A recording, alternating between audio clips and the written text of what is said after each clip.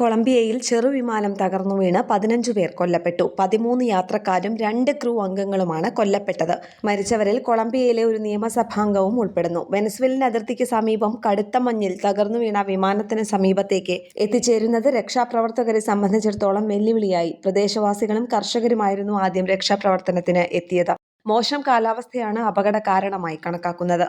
ഇരട്ട പ്രൊപ്പല്ലർ വിമാനത്തിൽ 2 ജീവനക്കാരും 13 യാത്രക്കാരും ഉണ്ടായിരുന്നു. അതിൽ കൊളംബിയയുടെ ചേംബർ ഓഫ് ഡെപ്യൂട്ടി അംഗമായ ഡയോജനസ് ക്വിൻറോ, വരാനിരിക്കുന്ന തെരഞ്ഞെടുപ്പിനുള്ള സ്ഥാനാർത്ഥിയായ കാർലോസ് സാൽസെഡോ എന്നിവരും ഉൾപ്പെടുന്നു.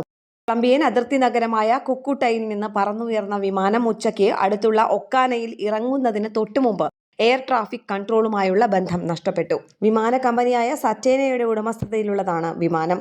ന്യൂസ് ഡെസ്ക് കേരള പ്രണാമം.